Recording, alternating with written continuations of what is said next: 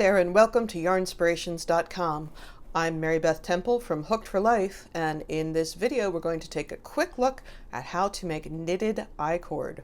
Before we get too far along, please take a moment to subscribe to this channel for fresh content on knitting, crocheting, and other yarny crafts weekly. So to make knitted I-cord, it's easiest to do it on DPNs, double pointed needles, because they're short. And one of the things it's hard to wrap your brain around in is that you are not turning the work. So I'm using 5 stitches for the purpose of this demonstration, but it doesn't have to be 5, it could be 3 or 4. Although generally I prefer an odd number because I think it looks a little more even. And I don't know that I'd go too much higher than 5. The more stitches in the I-cord, the more difficult it is to work. So I've cast on my 5 stitches. I have used a knitted on cast on, while those of you who know me know that I'm usually long tail all the way for everything. I find that if I long tail, it gives me a little garter stitch ridge on the first row, which I do not love. So I did a knitted on cast on. You can use the cast on of your choice. Again, I would just stay away from the long tail. So I have knit my 5 stitches. So instead of turning the work, which I'm not going to do, I'm going to slide the work so that it is on the other side of the double pointed needle. So my working yarn is way over here on the left, but I'm knitting on the right. Now, I give this a big serious tug. I pull this very tightly because I do not want it to ladder. So there's my, I'm just going to knit 5.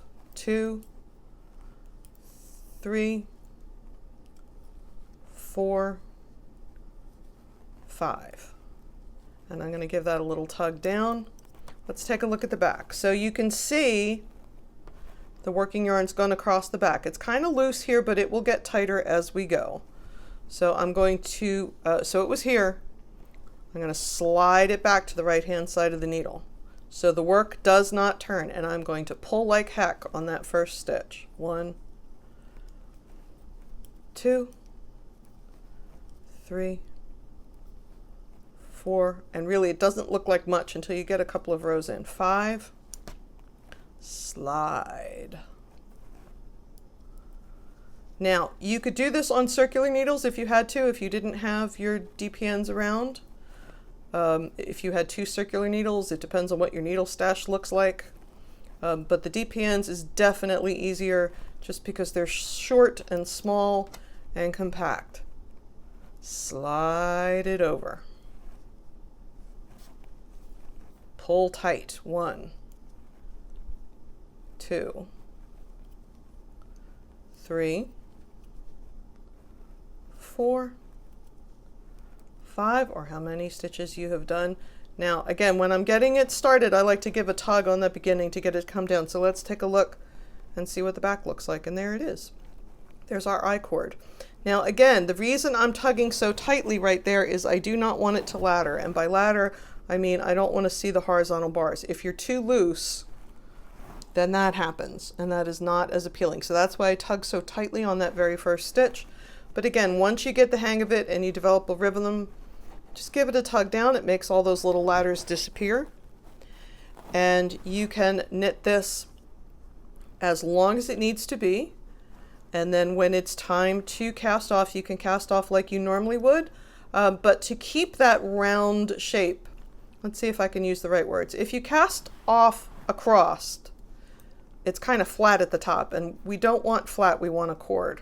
So generally what I do if I'm going to bind off or cast off an I-cord, sliding it over, I will cut a tail of the working yarn 6 to 8 inches long and thread that on a tapestry needle, and I will pull that tapestry needle through all 5 stitches and pull it off tight, and then weave in the end to knot it off, because that gives you a little tube at the top as opposed to making it flat. Now we use the I-cord in all kinds of projects, so don't get attached to it only being 1 yarn or 1 size of needles.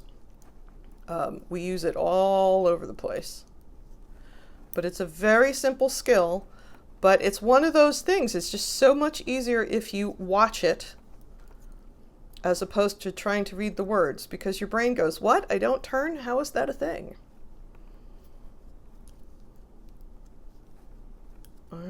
So I'm going to give it a nice vertical tug. Here's the front of my work. And again, I'm saying front and back because this is the side that is away from me, but you can see there is no front and back to the tube. It's just a tube. So that's all you need to do, a knitted I-cord. Thank you so much for joining me here on Yarnspirations.com. I'm Mary Beth Temple. Don't forget to click like and subscribe, and we'll see you again real soon.